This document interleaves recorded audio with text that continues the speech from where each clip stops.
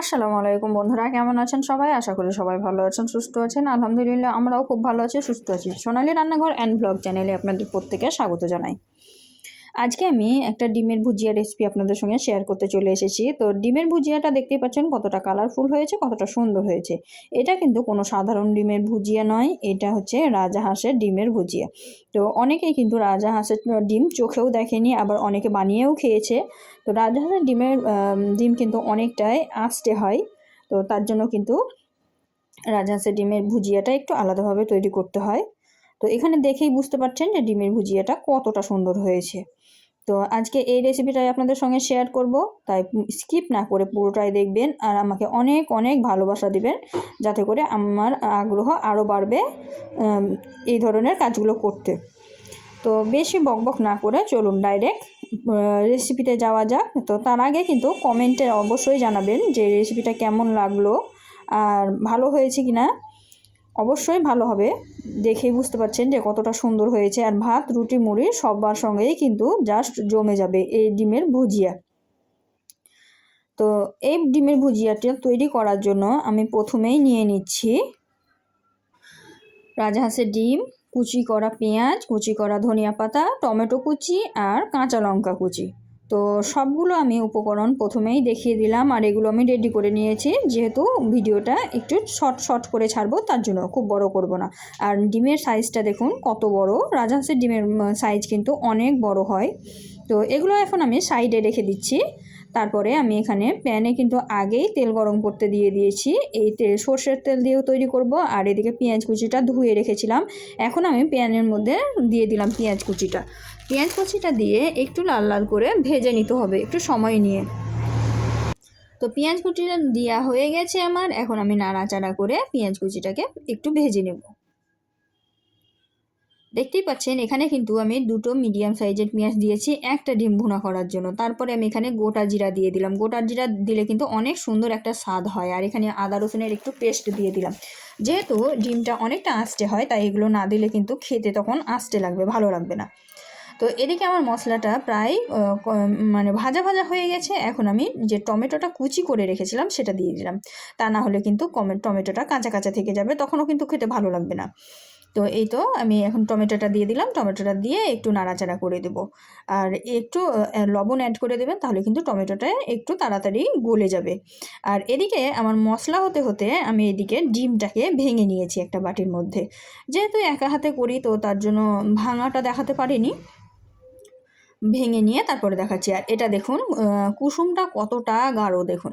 এটা কিন্তু ভালোভাবে ফেটিয়ে নিতে হবে, না হলে কিন্তু আষ্টে গন্ধটাও থেকে যাবে আর ভালোভাবে কিন্তু ঝুড়িটা হবে না।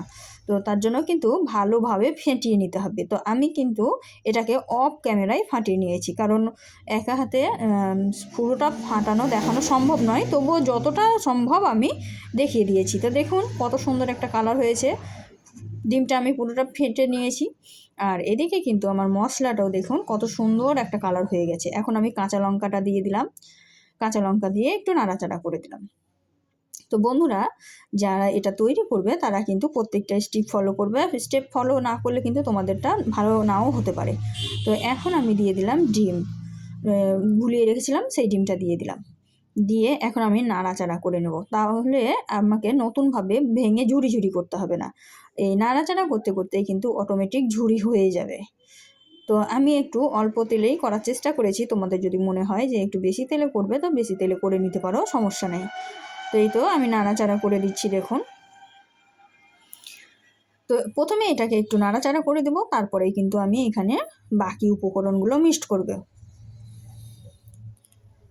তো তাহলে পরিমাণটা বেশি ভালো বুঝতে পারা যাবে তার জন্য। তো এই তো আমার নাড়াচাড়া করা কমপ্লিট হয়ে গেল, দেখতেই পাচ্ছেন নাড়াচাড়া করে দিলাম। এখন আমি দিয়ে দিলাম 1 চিমটি হলুদ, 1 চিমটি লবণ, দিয়ে দিচ্ছি লাল মরিচ। যেহেতু আমি এখানে কাঁচা লঙ্কা দিয়েছি, তাই লঙ্কার পরিমাণ বেশি দিব না। তারপরে আমি এখানে দিয়ে দিলাম জিরা ধনিয়ার পাউডার, অল্প অল্প পরিমাণ সব কিছু দিয়ে কিন্তু আমি ভালোভাবে নাড়াচাড়া করে ধনিয়া পাতা উপর থেকে ছড়িয়ে নামিয়ে নেব। তাহলে কিন্তু দুর্দান্ত লাগবে। গরম ভাতের সাথে খান বা গরম রুটির সঙ্গে খান, গরম গরম মুড়ির সঙ্গে খান, সবের সঙ্গেই কিন্তু জমে যাবে। তো এই ভাজাটা আমার কমপ্লিট হয়ে গেছে, আর এখন আমি উপর থেকে ধনিয়া পাতাটা ছড়িয়ে দিলাম। আর এটা কিন্তু ফ্রেশ একদম আমার লাগানো, বাড়িতে আমি ধনিয়া পাতা লাগিয়েছি, সেখান থেকে তুলে এনে দিয়েছি। অনেক সুন্দর একটা সেন্ট আসে, বাজারে কেনার থেকে ঘরে তৈরি করা কিন্তু অনেক ভালো। তো এই তো আমার কিন্তু একদম কমপ্লিট হয়ে গেছে, ভাজা হয়ে গেছে। দেখতেই পাচ্ছেন কত সুন্দর হয়েছে কালারটা, দেখুন। চামচে করে তুলে আমি দেখিয়ে দিলাম, আর কতটা ঝুরি হয়েছে দেখুন। এখন আমি একটা প্লেটে সার্ভ করে নিচ্ছি। তো এই তো দেখতেই পাচ্ছেন আমি প্লেট নিয়েছি, প্লেটের মধ্যে দিয়ে দিচ্ছি, আর কতটা কালারফুল লাগছে দেখুন, আর খেতে কিন্তু অসাধারণ হয়েছিল। আমার স্বামী কিন্তু হাঁসের ডিম খায় না, তো এটা যে রাজহাঁসের ডিম তা বুঝতেই পারেনি। প্রথমে খেয়েছে, তারপরেই আমি ওকে বলেছিলাম যে এটা রাজহাঁসের ডিম ছিল। তো প্রথমে বললে কিন্তু খেত না, তো যে খাওয়ার পরে কিন্তু বুঝতে পারেনি, খুব ভালো লেগেছিল। তো তোমরাও কিন্তু এইভাবে বানিয়ে যারা খায় না তাদেরকেও খাইয়ে দিতে পারো, কোনো সমস্যা নাই। এই তো পুরো প্লেট ফাঁকা করে আমি নামিয়ে নিলাম। তো আজকে আমার ভিডিওটা কেমন লাগলো কমেন্টে অবশ্যই জানাবেন। আর যদি ভালো লেগে থাকে অবশ্যই লাইক শেয়ার কমেন্ট করে আমার পাশে থাকবেন।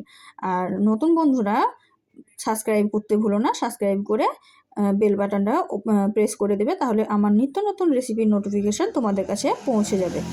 তো ডেকোরেশন করার জন্য উপর থেকে আমি আরেকটু ধনিয়া পাতা ছড়িয়ে দিলাম, তারপরে দেখুন কতটা সুন্দর লাগছে। তো আজকের ভিডিওটা আর বেশি বড় করব না, এই পর্যন্ত। দেখা হবে এই ধরনের নিত্য নতুন রেসিপি নিয়ে। ততক্ষণ সবাই ভালো থাকবেন, সুস্থ থাকবেন। খোদা হাফেজ।